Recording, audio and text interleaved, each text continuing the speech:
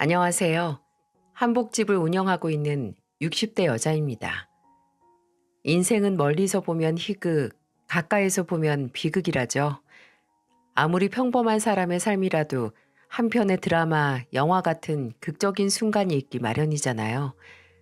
그리고 살아온 날이 많을수록 본 것도 겪은 것도 많을 수밖에 없고요. 저도 제가 70을 바라보는 나이가 돼서 이런 일을 겪게 될 줄 꿈에도 상상 못했지만 여러분께 제가 겪은 탈출 스토리에 대해 이야기해 보고자 합니다. 7년 전 남편이 췌장암 투병으로 먼저 세상을 떠났을 때 남편이 떠나면서 남겨줬던 3층짜리 건물보다 더 든든하게 제 곁에서 힘이 되어줬던 건 제 아들들이었습니다. 착하고 듬직한 첫째 아들과 애교 많고 다정한 둘째 아들. 아들들은 혼자 남은 엄마 곁에서 아주 큰 위로가 되어줬어요. 저들도 아버지를 떠나보내고 외롭고 쓸쓸했을 텐데 행여 제가 더 신경 쓸까봐 제 앞에서 눈물도 보이려 하지 않고 늘 웃던 애들입니다.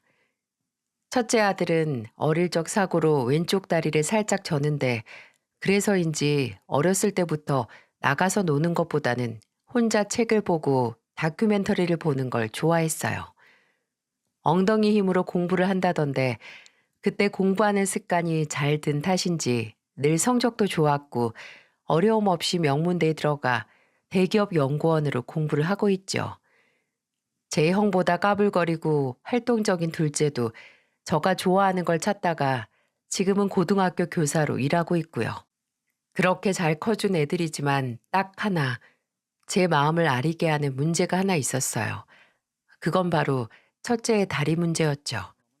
첫째 아들은 제 애비를 쏙 닮은 선한 외모도 긍정적이고 책임감 있는 성격도 또 직업도 조건도 모두 누가 봐도 어디 하나 빼놓을 곳 없었지만 불편한 다리 때문에 늘 자신감이 부족했어요.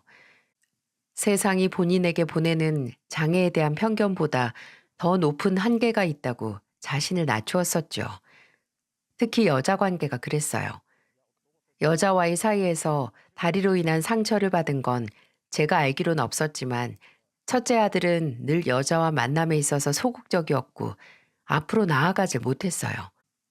30이 넘었을 때는 저나 지 아버지가 주변의 도움을 받아 소개를 받아보는 게 어떻겠냐고 해도 아들은 늘 어색하게 웃으면서 이렇게 말했습니다. 아이, 됐어요. 혼자인 지금도 좋아요. 지금도 아무 문제 없는데 뭐하러 나서서 상처받을 일을 만들어요. 첫째 아들은 애써 태어나고 단호하게 말했지만 이 말이 어찌나 속이 상하던지 행여 본인의 신체적 특성을 보고 다가오지 못하는 여자를 보고 상처 입고 싶지 않았던 거겠죠. 처음 입사를 하고 거의 한 주에 한 번씩 술이 떡이 돼서 집에 들어왔었는데 그렇게 취해서 들어올 때마다 아들은 저를 얼싸안고 결혼 안 하고 그냥 어머니랑 아버지랑 평생 같이 산다는 얘기를 하기도 했어요.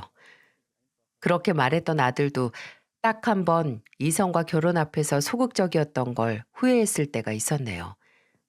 남편이 췌장암에 걸리고 투병을 하면서 둘째는 원래 예정보다 일찍 중학교 교사인 둘째 며느리와 결혼을 해서 지 아버지 떠나기 전에 결혼하는 모습을 보여드렸는데 첫째 아들 본인은 그러지 못했다고 괜히 죄책감을 느끼곤 했어요. 첫째 아들이 생각하기엔 그래도 아버지 떠나기 전에 더 좋은 모습을 보여드리지 못했던 걸 후회하는 거죠.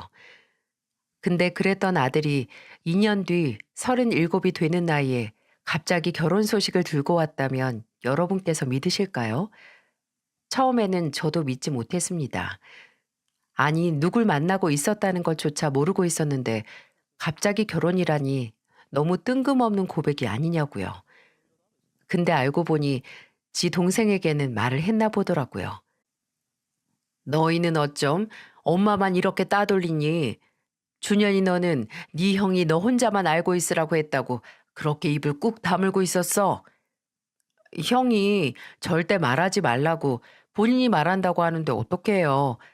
그리고 저도 형이 말해줘서 안 게 아니라 형 요새 입고 다니는 게 딱 여자 생긴 것 같아서 추궁하다가 알아낸 거니까 너무 섭섭하게 생각하지 마세요. 아니, 왜 나한테는 이렇게 늦게 말하는지 그 이유 좀 알자, 준호나. 나중에 어떻게 될지 몰랐으니까요.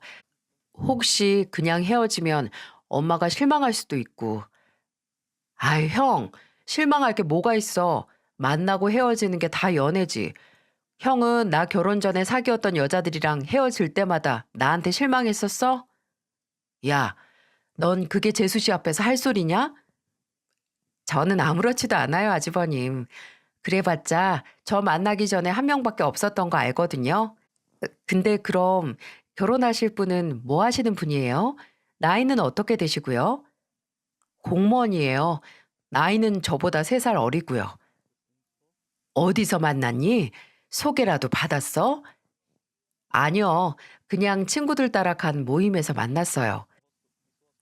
저나 둘째네가 생전 처음 있는 일에 신이 나서 이것저것 물어봐도 겉으로는 뭐 그런 것까지 묻냐고 하면서도 또 쑥스럽게 웃으면서 다 말해주는 첫째 아들을 보면서 안심이 됐습니다. 우리 첫째도 본인이 사랑하는 짝 이야기를 하면서 얼굴을 붉게 물들이는 그런 순간이 왔구나 하고요. 물론 사랑도 연애도 당연한 인생의 옵션은 아니지만 자식이 인생에 있어서 많은 경험을 하는 게 부모의 바람이잖아요. 첫째 아들은 나중에 제게만 따로 사실 결혼할 아가씨와 가까워지게 된 계기가 아버지 이야기를 하다가라고 하더라고요. 아버지가 돌아가시고 제게도 지 동생에게도 말은 안 했지만 많이 힘들고 그리워했는데 모임에서 우연히 만난 그 아가씨도 오래전 아버지가 돌아가셔서 본인 마음을 잘 이해해 줬다고 했어요. 또 그 아가씨의 집안 사정이 그리 넉넉지 못하다는 말도 조심스럽게 했습니다. 홀어머니와 둘이 사느라 공무원 월급은 거의 집안의 가장 노릇을 하면서 많이 모으지 못한 것 같다라고 하면서요. 근데 그게 뭐 그리 대수인가요? 첫째 아들을 캄캄한 암흑에서 꺼내준 아가씨인데 조건이나 배경이 뭐가 중요해요? 아들 얼굴에 은은한 봄내음을 가져다 준 아가씨니까 이제 제 가족이기도 하고요. 아들만 좋다면 저는 뭐든 좋았습니다. 얼른 그 아가씨를 만나보고 싶다는 생각이 들었어요. 그래서 아들에게 말해 얼른 집으로 초대해 얼굴을 보여달라고 했고 아들에게서 그 아가씨가 생선과 천사채 무침을 곁들인 주꾸미 볶음을 좋아한다는 말을 듣고 아침 일찍 수산물 시장에 가서 이면수와 쭈꾸미를 사고 천사채까지 한 대접 묻혀서 그 아가씨를 기다렸죠. 그렇게 만난 제 첫째 며느리는 얼굴을 보자마자 절로 미소가 지어질 정도로 웃는 모습이 예쁜 아이였어요. 왜 웃는 상이라는 게 있잖아요. 그냥 무표정을 짓고 있어도 살짝 접힌 눈가나 예쁘게 올라간 입꼬리 때문에 은은하게 미소를 짓는 것 같은 그런 얼굴이요. 첫째 며느리 인상이 딱 그랬네요. 웃을 때마다 도톰하게 올라오는 볼살도 너무 예뻐 보였고 또 말은 어찌나 야무지게 잘하는지 어디서 이런 아가씨가 왔나 했었네요. 미나 양은 어쩜 그렇게 피부가 좋아요? 아주 배고기네. 은은하게 빛이 나는 것 같아. 아유, 어머님, 그렇게 말씀하시면 저 진짜 믿어요. 그리고 제 피부보다 어머님 피부가 더 꿀피부신데요? 준원 씨를 되게 늦게 낳으셨나 봐요. 어머, 무슨 소리야. 30 다 넘어서 낳았는데. 거짓말 같아요. 저희 어머니보다도 젊어 보이시는데요? 첫째 며느리는 싹싹하고 예의 바르고 딱 적절하게 선을 넘으면서 친근감을 주는 대화를 하는 법을 알더라고요. 그래서 그런지 첫째 며느리와 대화하는 게 참 재미났습니다. 뿐만 아니라 첫째 며느리 자체보다도 사돈이 될 그 집안도 참 마음에 들었어요. 집안이라고 해도 안사돈뿐이었지만 상견례에서 만난 안사돈은 사람이 참 겸손하고 진정성이 있어 보이더라고요. 둘이 오랫동안 외롭게 살다가 이제 외동딸이 원하던 대로 가정을 꾸린다니 실감이 안 난다고 하시면서 눈물을 보이시기도 했어요. 그때까지만 해도 저는 참 며느리 복도 사돈 복도 넘치는 운 좋은 사람이라고 생각을 했어요. 그렇게 얻은 새로운 가족에게 뭐든 퍼주고 싶었네요. 첫째 아들은 신혼집은 본인이 모은 돈으로 하고 싶다고 했지만 그저 가만히 있을 수가 없어서 30평대 아파트도 얻어주고 혼수도 첫째 며느리와 혼수 매장이 즐비한 중곡동이나 아현동을 돌면서 고르고 골라 채워줬죠. 첫째 며느리는 고르면서도 너무 받는 것만 같아서 죄송하다라고 하고 안사돈도 부족한 살림이라서 딸아이 결혼할 때 뭐 하나 챙겨드리는 게 없어서 염치 없다고 제게 몇 번을 고개를 숙이셨는지 몰라요. 저는 그저 웃으면서 온전히 마음만 주시면 된다고 했는데 그때 안사돈은 아주 진지한 얼굴로 제게 이렇게 말했어요. 그럼요, 사부인. 제가 마음만큼은 넘치게 표현할 수 있습니다. 제가 해드릴 수 있는 게 그것뿐인데 당연히 그래야죠. 제가 평생 사돈에게 감사한 마음, 우리 한사위한테 고마운 마음 갖고 보답하면서 살겠습니다. 그 얘기를 듣는데 말 한마디가 수천만 원의 값어치를 할 수 있다는 걸 실감했어요. 그리고 애들이 결혼한 후엔 저도 안사돈과 가까워질 수 있었고요. 저나 안사돈이나 같은 아픔을 겪기도 했고 나이도 비슷해서 대화 나눌 게 많더라고요. 왜 제 나이만 되면 말이 잘 통하는 친구 하나 잘 두는 게 복 중에 복이거든요. 특히나 손맛이 기가 막힌 안사돈의 음식 솜씨에 저는 사로잡힐 수밖에 없었어요. 한 번은 큰애네 집에 놀러 갔다가 밥을 먹는데 밑반찬들이 하나같이 너무 맛있는 거예요. 묵은지 지짐이나 꽈리고추 볶음, 동태찌개가 어찌나 맛있는지 저는 처음에 며느리의 솜씨인 줄 알고 아주 감탄을 했어요. 근데 그건 며느리가 아니라 식당에서 오래 일했던 안사돈의 솜씨였더라고요. 제가 너무 맛있다고 그 한 소리 했더니 며느리는 또 쪼르르 가서 안사돈에게 얘기를 했는지 그 후로 며느리를 통해서 반찬 몇 가지를 제게 보내오셨더라고요. 또 일주일에 한 번마다 며느리가 문자로 어머님 꼬막 좋아하세요? 칼국수는 해물이랑 장칼국수 뭐 좋아하세요? 이렇게 제가 좋아하는 음식을 물어보고 며칠 뒤에 안사돈이 손수 만든 음식을 저희 집으로 보내오시는 거죠. 저도 제 아들도 안사돈의 손맛에 아주 홀려서 몇 달 동안 살이 5kg, 8kg 불어서 한동안 맞는 옷이 없었다니까요. 그렇게 꼬박 2년간 안사돈의 손맛에 길들여지고 있었는데 첫째 며느리를 통해서 아주 안타까운 소식을 듣고 말았어요. 안사돈이 오랫동안 일한 식당에서 해고를 당하고 만 거죠. 인건비를 줄이겠다고 주인인 사람이 가장 나이가 많은 안사돈을 내보낸 겁니다. 하루아침에 일자리를 잃은 안사돈을 생각하니까 마음이 너무 안 좋더라고요. 또 나이 들면 일자리 찾기 얼마나 힘들어요. 며느리는 제게 그냥 푸념한 것뿐이지만 저는 그 소식을 듣고 몇 날 며칠 깊은 고민에 빠졌습니다. 그리고 큰 마음을 먹었어요. 제 건물 1층의 계약이 끝나서 빈자리를 사돈에게 내어주고 본인의 식당을 하도록 도와주기로 말이죠. 처음에 안사돈은 제가 첫째 아들을 통해서 그 생각을 전했을 때 한사코 거절을 했어요. 제가 계약금도 없이 달에 관리비 정도 임대료를 받고 자리를 빌려주겠다고 했거든요.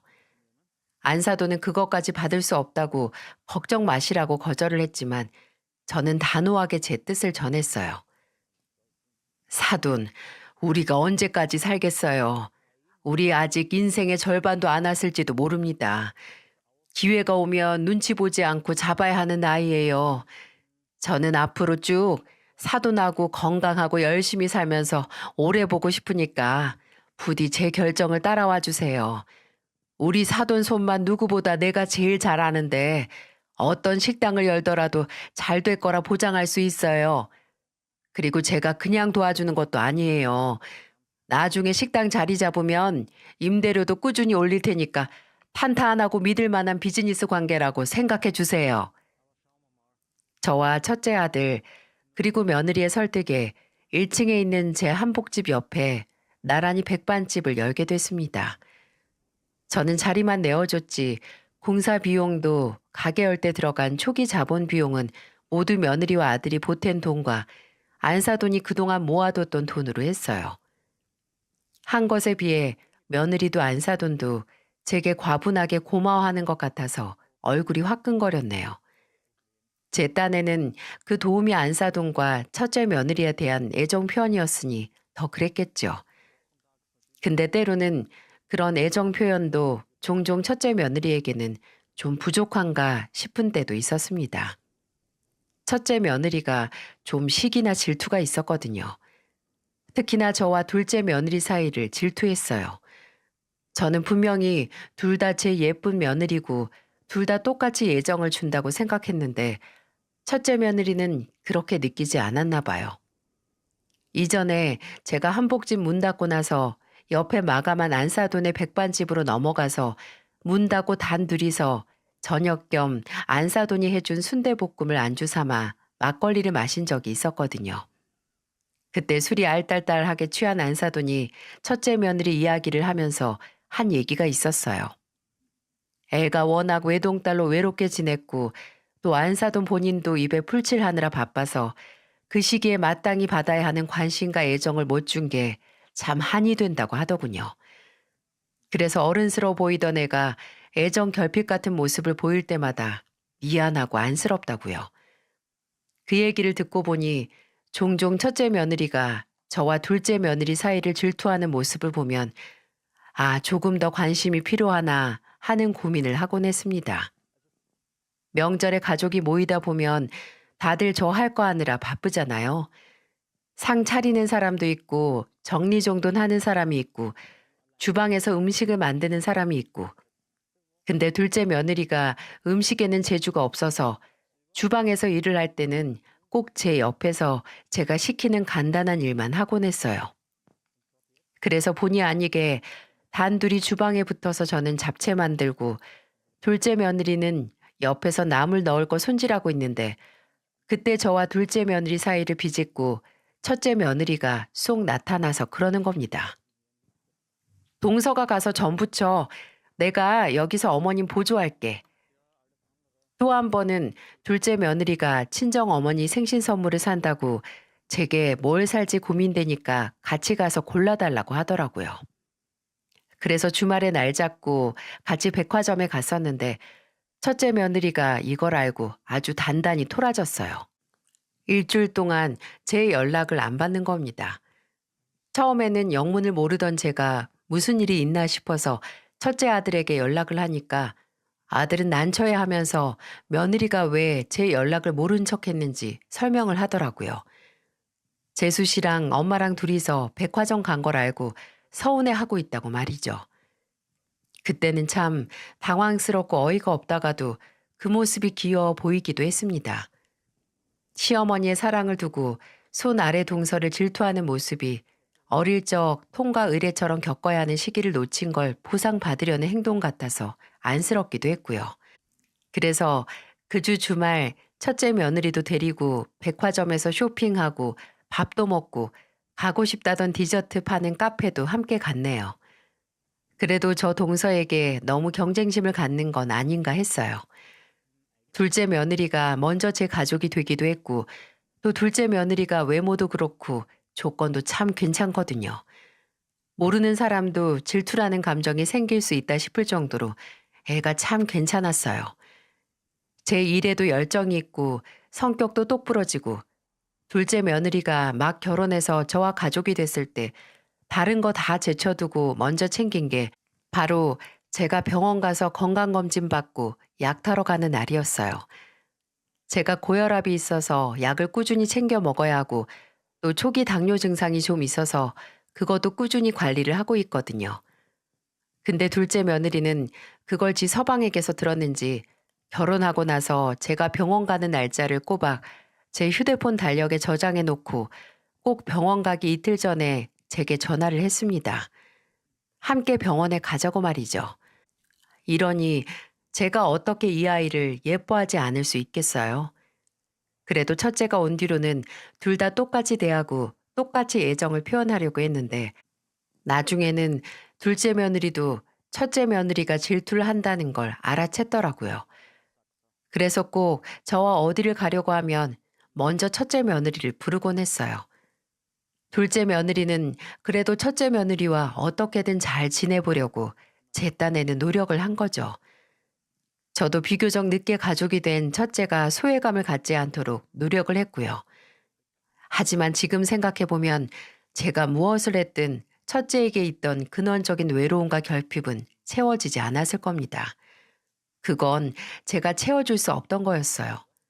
아니, 그 누구도, 그 무엇도 그 아이의 공허하디 공허한 빈속을 채우지 못했을 거예요. 이 비극은 모두 한 통의 전화에서 시작했는지도 모릅니다. 첫째 아들 내외가 결혼하고 막 3년이 지나 곧 4년이 되어갈 때쯤 새벽에 자다가 한 통의 전화를 받았어요. 새벽에 가족에게서 걸려온 전화벨 소리가 자다 깬 사람을 얼마나 무섭게 만드는지 받아보지 못한 분들은 아마 모르실 거예요. 전화를 한 사람은 첫째 며느리였고 휴대폰 너머 들리는 숨 넘어가는 듯한 첫째 며느리의 목소리는 거의 저를 기절시킬 뻔했습니다. 어머니, 준원 씨 지금 병원에 있어요. 수술 중이에요, 어머니. 저 어떻게 해요? 아니, 이게 무슨 소리야. 수술이라니. 무슨 수술? 집에 오다가 차 사고 나서 지금 수술 중이에요. 어머님, 어떻게 해요? 저 너무 무서워요. 그 날벼락 같은 말에 저는 바로 일어나서 잠옷 위에 코트만 걸친 채 택시를 잡아 타고 병원으로 향했어요. 도착한 병원 수술실 앞에는 며느리가 혼자 쭈그려 앉아서 벌벌벌 떨고 있었죠. 알고 보니 첫째 아들이 회사에서 야근 후에 운전해서 집으로 들어오다가 추운 날씨에 바싹 언 도로 위를 달리다가 엎친 데 덮친 격으로 졸음 운전까지 해서 사고가 났다는 겁니다. 첫째 아들이 눈을 안 뜨면 어쩌냐고 우는 며느리를 붙잡고 저는 먼저 떠난 남편에게 기도를 했어요. 제발 불쌍한 내 아들 목숨 살려달라고, 제발 도와달라고 하면서 말이죠. 대여섯 시간의 대수술이 끝났고 출혈이 심하긴 했지만 그래도 수술은 성공적이었다고 하더군요. 하지만 머리를 크게 다쳐서 언제 눈을 뜰지 그건 정확하게 장담할 수가 없다고 경과를 지켜봐야 하니 시간이 약이라는 겁니다. 첫째 아들은 마치 깊이 잠드는 모습 그대로 혼수 상태에 빠졌고 저희 가족은 시간과의 싸움을 하게 됐습니다. 저는 잠시 한복집을 닫고 아들 곁을 지켰어요. 첫째 며느리도 아들 곁에 있고 싶어 했지만 일을 안 나갈 수도 없으니 어쩔 수 없었죠. 주말에는 첫째 며느리나 둘째 아들이 와서 제게 집에 들어가서 좀 쉬고 오라고 했지만 하루를 넘기진 않았어요.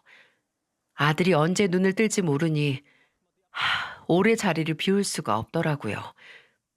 안사도는 와서 제 손을 붙잡고 울고 또 깨어나지 않는 사위 손을 잡고 울고 평소 절에 다니던 안사도는 제 아들이 빨리 눈을 뜨길 바라면서 공양도 다니기 시작했어요.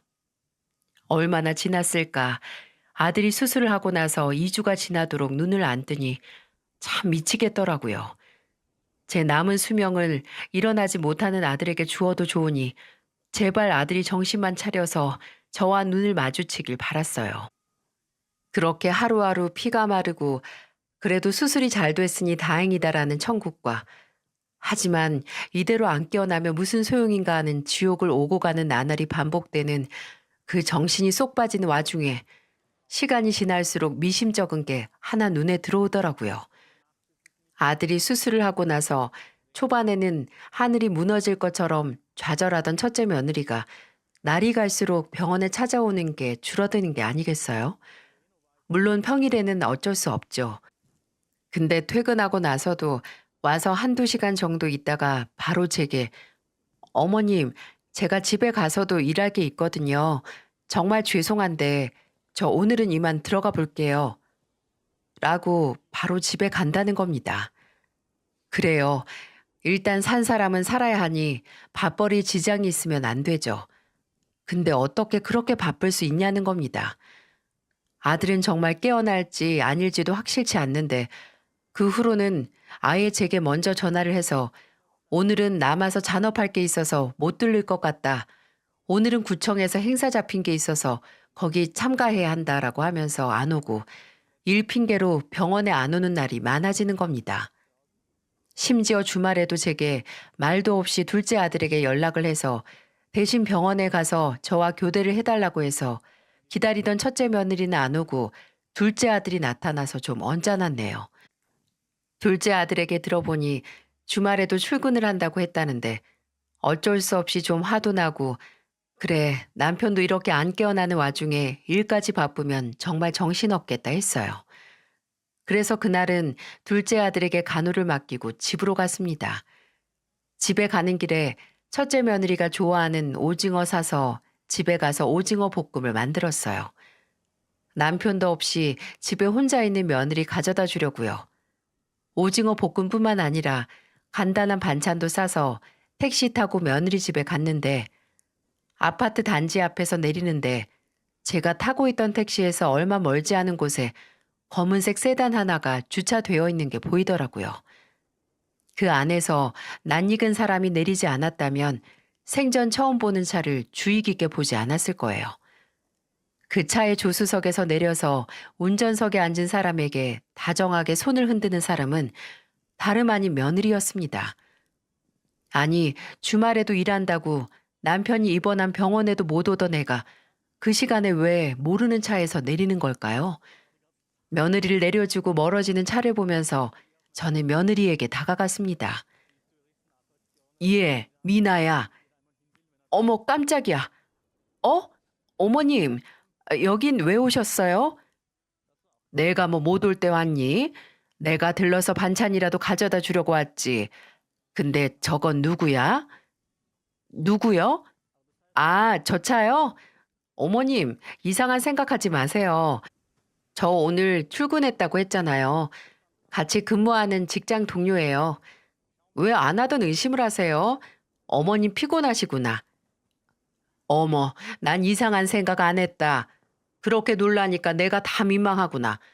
내가 무슨 못 볼 거 본 것 같기도 하고. 제가 무슨 말을 하기도 전에 제 생각할 법한 생각을 차단하는 며느리. 저만 지금 이상한가요? 정말 제가 못 볼 장면을 본 건 아닐까요? 아마 아들이 병원에서 저리 정신을 못 차리고 있으니 제가 예민하고 괜한 걱정을 사서 하는 걸 수도 있습니다. 하지만 그때 정말 저도 미쳤는지 며느리가 저렇게 과민 반응을 하는 이유를 알아내야겠다는 생각을 했어요. 그래서 다음 주 3일 동안 며느리가 병원에 못 온다고 미리 연락을 한 날이면 무섭게 며느리 집 근처에서 잠복을 했어요. 여러분도 제가 편집증적인 행동을 한다고 생각하시죠? 저도 그랬습니다. 저도 제가 그냥 나이 먹고 걱정하고 의심하는 게 일이 된 건 아닌가 했어요. 그런데 내가 지금 뭐 하는 짓이지? 라는 생각이 들고 그만둬야겠다 했던 잠복 3일째. 또다시 저는 며느리가 지금은 병원에 있는 내 아들과 사는 아파트 앞에서 그 검정색 세단을 마주하게 됐습니다. 물론 그 안에서는 또 며느리가 내렸고요. 근데 처음 그 장면을 목격했던 것과는 다르게 이번에는 운전석에서도 남자 하나가 내려서 며느리와 같이 아파트 안으로 들어가는 겁니다. 이게 지금 무슨 일인가요? 왜 제게 직장 동료라고 했던 남자와 제 아들과 함께 사는 집으로 들어가는 거냐고요. 저는 참지 못하고 그 둘을 따라서 아파트 안으로 들어갔습니다. 그리고 아들 집 현관문 앞에 당도했을 때 이 문을 열었을 때 제가 받을 충격은 생각도 하지 못하고 뭐에 홀린 사람처럼 그전부터 알고 있던 도어락 비밀번호를 누르고 문을 열어 제쳤습니다. 그리고 구두 두 짝이 쌍으로 나와 있는 현관문을 지나 거실로 들어갔을 때 저는 듣고 볼 수 있었어요. 주방 쪽에서 들려오는 두 남녀의 웃음소리와 또 주방 쪽에서 등 뒤에는 바짝 붙어서 얼싸안고 있는 남자를 달고 나오는 첫째 며느리를 말이죠. 저는 그걸 보자마자 신발장 옆에 있던 화병을 들어 그 두 연놈들에게 던졌습니다. 화분은 순식간에 바닥에 떨어져 산산조각이 났고 그 난리에 놀라 화분이 날라온 제 쪽을 쳐다본 며느리 얼굴은 삽시간에 천국에서 지옥으로 떨어졌어요. 어, 어, 어머님! 저는 저를 보고 놀라 얼싸안고 있던 모습 그대로 굳은 인간들에게 미친 듯이 고함을 지를 수밖에 없었네요. 이게 지금 뭐 하는 짓들이야? 병원에 있는 내 아들 집에서 이게 지금 뭐 하는 짓이냐고. 너, 네가 어떻게 나한테 이런 꼴을 보여? 네가 어떻게 내 아들을 두고 하늘 무서운 줄 모르고 남자를 집 안으로 끌어들여서 희낙낙 웃고 있어. 어머님, 아, 그게 아니라 제 말 좀 들어보세요. 듣기는 뭘 들어? 들을 필요도 없어. 무서운 것 같으니라고. 앞에서는 어머님 좋다. 남편 안 깨어나면 살아갈 의지가 없다 하던 게 죄다 거짓말이었던 거잖아. 네가 사람이니? 사람 가죽을 쓰고 어떻게 이런 더러운 짓을 할 수가 있어? 제가 며느리에게 변명을 할 시간도 안 주고 고함을 지르자 며느리는 아예 제 앞에 넙죽 절을 하는 것처럼 주저앉아서 용서를 빌기 시작했어요. 아예 제 발목까지 잡고 늘어졌어요. 어머님, 죄송해요. 제가 너무 힘들어서 외로워서 기댈 곳이 필요해서 정말 잠깐 실수한 거예요. 저 정말 준원 씨밖에 없어요. 아시잖아요. 예, 옆에서 듣는 첩 서운하겠다. 나는 이제 네 말은 뭐든 안 들어.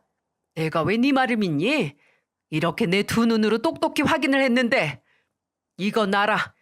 너같이 무서운 애랑은 상종 못하겠다. 이건 놔. 놓으라고.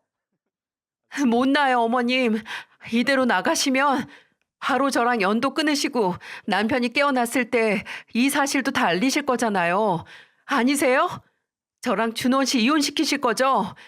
그렇게는 못해요. 저 준원 씨 아이 가졌단 말이에요. 넌 내 말을 뭐로 들었니? 네 주둥이에서 나오는 말 안 믿는다고 했지? 네 주둥이에서 나오는 말은 이제 나한테는 소음이나 다름없다. 이건 놔. 그 더러운 손 치워. 못 나요. 정훈 씨, 여기 우리 어머님 팔 잡아. 절대로 못 나가게 해. 이건 또 뭡니까? 전혀 예상치도 못한 상황이 시작됐어요. 첫째 며느리는 그 불안당 같은 놈과 함께 저를 무력으로 제압을 해서 거실 소파에 억지로 절 앉게 한 겁니다. 그리고 저를 그렇게 붙잡아 둔 다음에 이렇게 말했어요. 어머님이 저 용서해 주시고 오늘 여기서 본 거 있겠다고 하시기 전까지 여기서 못 나가세요. 너 지금 그게 말이 된다고 생각하니? 왜? 이럴 거면 아예 머리라도 한 대 쳐서 머리서 기억을 지워버리지. 너 이거 범죄야, 범죄. 지금 네 시애미를 감금하는 거라고. 아니요. 저는 어머니와 대화를 통해서 설득을 하려고 하는 거예요. 어머님, 저 절대로 준원 씨랑 못 헤어져요. 저 임신도 했고 정말 이 단 한 번의 실수 때문에 제 남은 인생 망칠 수 없잖아요. 네? 어머님, 저 한 번만 봐주세요. 듣기 싫다니까. 너 이거 좋은 말 할 때 놔. 경찰에 신고해서 바람난 불륜남녀 이외에 범죄자 딱지까지 얹어주기 전에 놔. 첫째 며느리는 신고를 한다는 제 말을 듣고 아예 제 가방이랑 휴대폰까지 뺏어갔어요. 그리고 안방에 처박아 두더니 계속 제게 거의 협박 어조로 본인을 용서해달라고 하기 시작한 겁니다. 그래도 제가 듣지를 않자 이번에는 병원에 있는 제 아들까지 모욕을 해가면서 본인의 잘못을 정당화했어요. 어머님, 준원 씨가 어머님 아들이 저를 얼마나 외롭게 만든지 모르시죠? 사고 나기 전에도 매일 야근해 일찍 퇴근해도 저랑 한 번을 같이 시간 보낸 적이 없어요.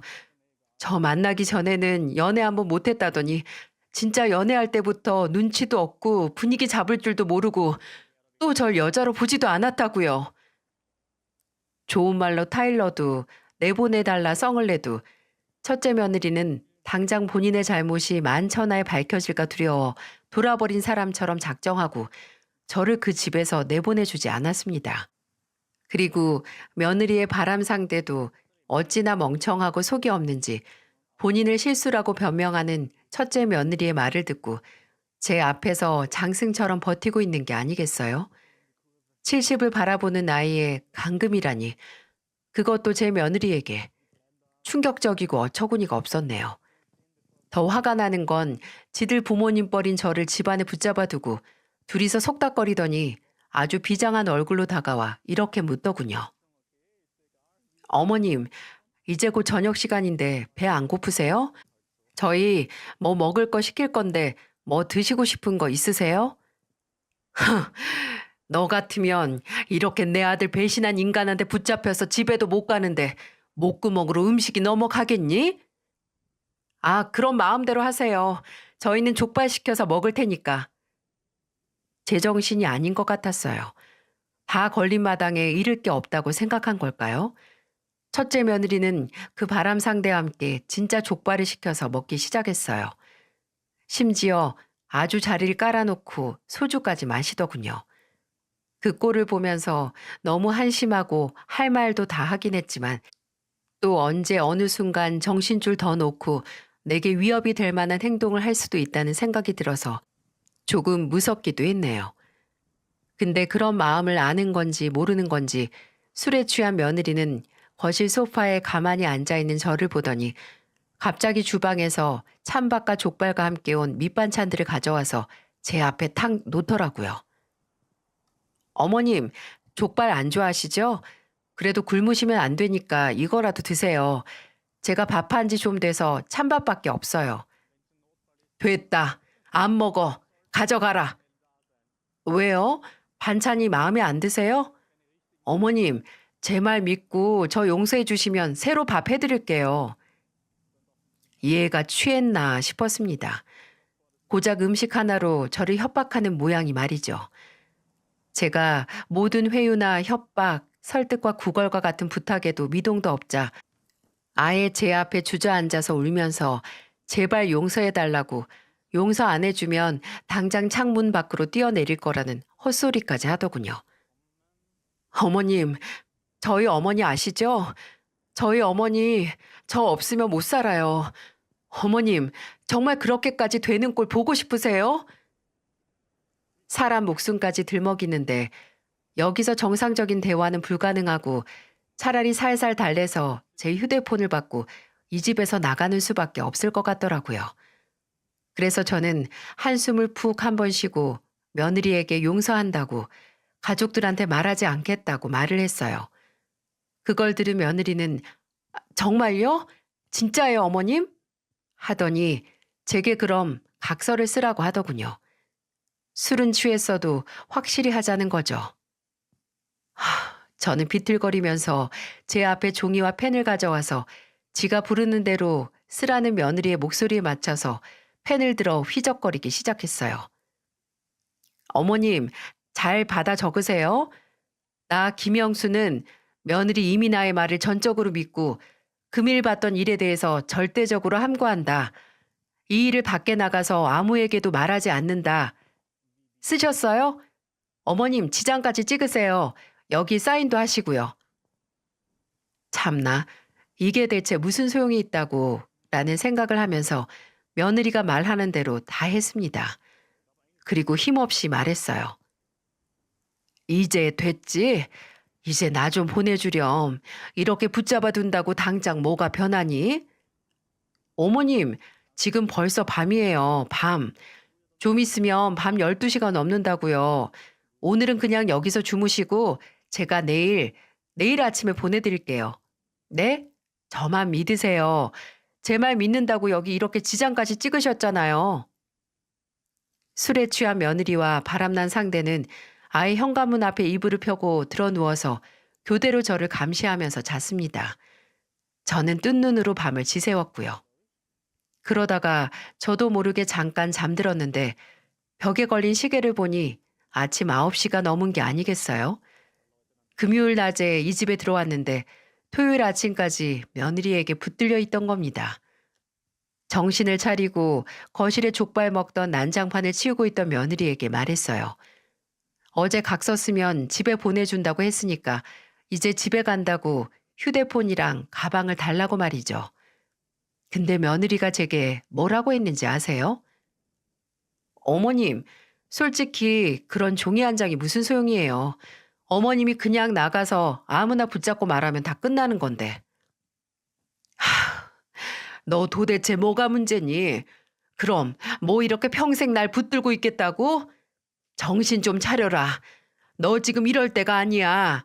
네가 한 짓은 이미 벌어진 일이고 어떻게든 내가 나가서 가족들에게 이 사실을 알리고 준원이 깨어나면 네 그 실수 때문에 이혼하는 건 피할 수 없을 건데 왜 이렇게까지 해? 이렇게 될 줄 알았으면 이딴 일을 만들질 말았어야지. 외로워서 그랬어요. 외로워서. 남편 그렇게 되고 너무 힘들었다고요. 예. 정상인 사람이면 다른 가족에게 기대지 외간 남자 데려와서 그 외로움 달래진 않어. 그리고 제발 그 헛소리 좀 그만해라. 너 같은 애는 정말 외로운 게 아니라 그냥 그 더러운 욕망 풀 변명이 필요했을 뿐이니까. 술이 깨고 약속도 안 지키는 첫째 며느리와 진짜 이게 마지막이라고 생각하고 말다툼을 하고 있는데 그때 띵동하고 저를 살려주는 구원의 벨이 울렸어요. 불현듯 울리는 초인종 소리에 저도 그리고 첫째 며느리도 놀랐어요. 첫째 며느리의 바람 상대도 씻은 건지 화장실에서 나오면서 이게 무슨 소리냐고 물었고요. 첫째 며느리가 조심스럽게 인터폰을 들어 확인하는데 화면에 너무나 반가운 사람 얼굴이 떡하니 뜨는 게 아니겠어요? 아, 아니 얘가 지금 왜 와? 누군데? 내 동서. 미치겠네. 그냥 모른 척해. 없는 척 하라고. 첫째 며느리는 집안에 없는 척 하려는 건지 숨죽이고 둘째 며느리가 돌아가길 기다리더라고요. 하지만 그 기대에 부응하지 않고 둘째 며느리가 문까지 두드려가면서 첫째 며느리를 부르기 시작한 겁니다. 형님, 형님 안에 안 계세요? 형님, 문 좀 열어주세요. 저는 그런 둘째 며느리의 목소리에도 미동도 안 하고 있는 첫째 며느리를 보면서 지금이 기회라는 생각에 목청껏 소리치기 시작했어요. 서연아, 서연아, 나 여기 안에 있다. 서연아, 나 좀 내보내줘. 밖에서는 둘째 며느리가 제 목소리를 듣고 놀라서 저를 부르는 소리가 들리기 시작했고 예상치도 못하게 제가 돌발 행동을 하자 놀란 첫째 며느리가 제 입을 막으려고 했습니다. 저는 그 손바닥을 밀치고 고개를 돌려 요리조리 피해가면서 끝까지 소리를 질렀어요. 서연아, 경찰에 얼른 신고해라. 경찰에. 집안은 혼란 속에 빠졌죠. 저는 끝까지 소리를 질렀고 이제 들켰다라는 생각에 첫째 며느리도 그 바람난 남자도 집 밖으로 나가지도 못하고 발만 동동 굴렀습니다. 그리고 드디어 둘째 며느리의 신고를 받고 경찰이 출동했어요. 공권력 앞에서는 장사가 없는지 첫째 며느리도 두 손 두 발 다 들고 문을 열더라고요. 둘째 며느리는 하룻밤 사이에 수척해진 저를 보고 놀라고 저도 둘째 며느리 얼굴을 보자마자 두 다리에 힘이 쭉 빠지는 것 같았네요. 첫째 며느리와 그 공범은 제 증언으로 그 자리에서 경찰서로 연행됐어요. 저도 가서 상황을 설명하고 피해자 조사를 받기 위해 갔고 둘째 며느리도 저를 따라왔습니다. 이 두 사람이 날 하루 동안 집안에 붙들고 있었어요. 내 가방이랑 휴대폰도 뺏어서 숨겨놓고 문 앞에 지켜서서 무력으로 제압까지 했다고요. 무슨 소리세요? 저는 그냥 어머님이랑 대화를 하기 위해 잠깐 계시라고 설득했던 것뿐이에요. 저는 경찰서에서 감금 혐의로 첫째 며느리를 고발했지만 첫째 며느리는 끝까지 본인은 잘못 없다고 그냥 대화만 하고 있었을 뿐이라는 말도 안 되는 말들을 하기 시작했어요. 근데 둘째 며느리를 통해 제가 첫째네 집에 갔을 때부터 연락이 끊기고 동시에 첫째 또한 연락이 안 됐다는 걸 확인할 수 있었고 무엇보다 제가 첫째 며느리 말을 듣고 나가기 위해 썼던 각서를 들고 나와서 그걸 경찰에게도 보여줬어요. 일단 경찰 조사를 마치고 경찰분들도 제게 하루도 몇 시간이든 첫째 며느리가 제게 했던 건 감금이고 혐의가 인정도 될 것 같다고 하더군요. 경찰서에서 나와서 둘째 며느리에게 어떻게 나를 찾아온 거냐고 물으니 둘째 며느리는 다급하게 제게 말했어요. 어머님, 아주버님 깨어나셨어요. 어제 새벽에 깨어나셨는데 어머니께 연락하니까 안 받으시고 댁에도 안 계셔서 형님 댁에 온 건데 어머님 일단 병원에 바로 가요. 이게 무슨 일이랍니까?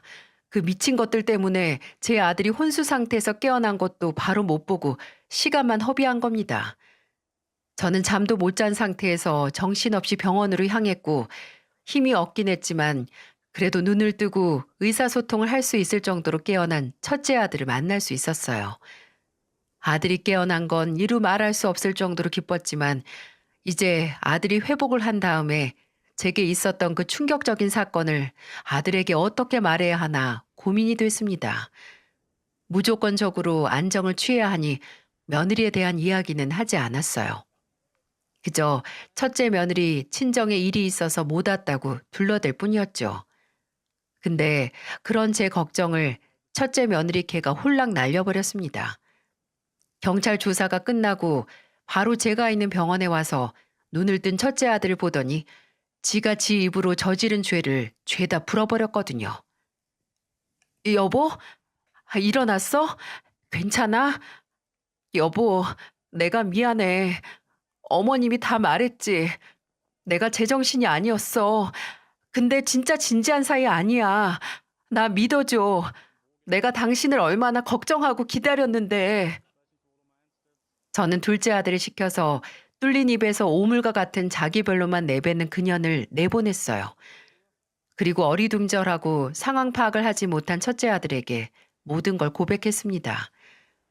처음에 아들은 믿지 못했어요. 일어난 지 얼마 안 돼서 시간이나 상황에 대한 빠른 이해도 안 됐을 뿐더러 이게 좀 믿기 힘든 일이 아니잖아요. 하지만 시간이 흐르면서 점점 제게도 설명을 듣고 목격자인 둘째 며느리에게도 이야기를 들으면서 본인에게 일어난 충격적인 일을 받아들일 수 있었습니다. 첫째가 병원에서 회복을 하면서 그 미친 것과 이혼 소송을 시작했어요. 그리고 이혼 소송이 끝나기도 전에 첫째 며느리의 간금 혐의가 인정이 됐습니다. 근데 첫째 며느리는 고작 집행유예 선고를 받았어요. 물론 제가 상해를 입거나 오랫동안 감금이 된 건 아니라서 뭐 징역 몇십 년을 살 거라는 터무니없는 기대는 하지 않았지만 아예 몇 개월형도 살지 않다니 참 무슨 법이 이렇나요? 하지만 그게 직장에 알려지면서 첫째 며느리는 범죄 사실로 파면을 받게 됐어요. 완전히 버려진 거죠.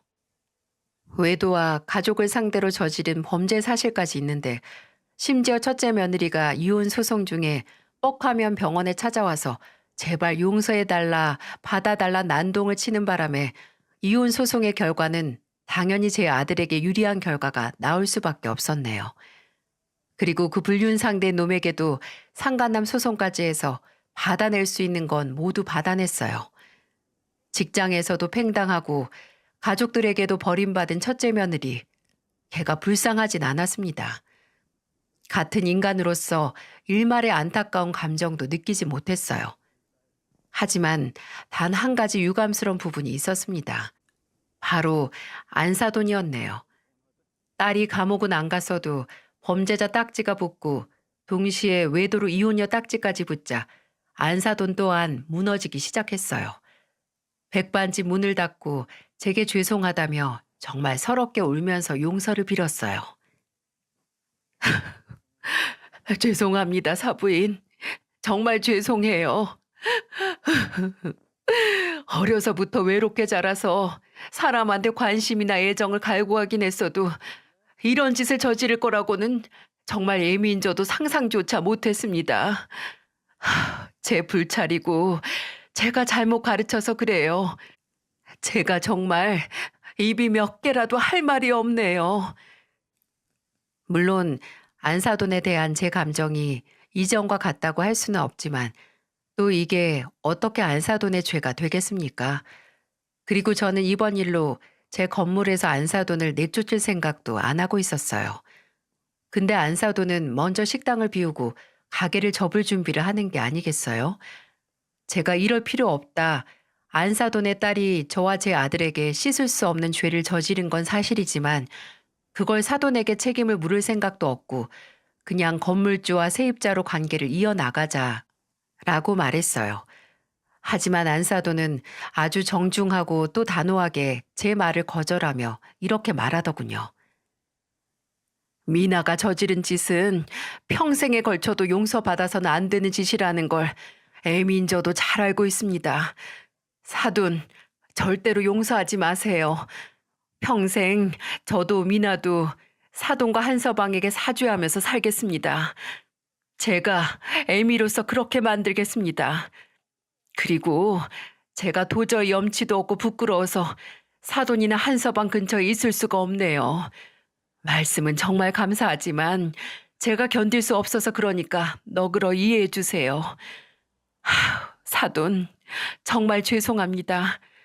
사돈 덕에 그동안 제 가게도 열어서 돈도 모을 수 있었고 제가 사돈에게 입은 은혜가 한두 가지가 아니에요.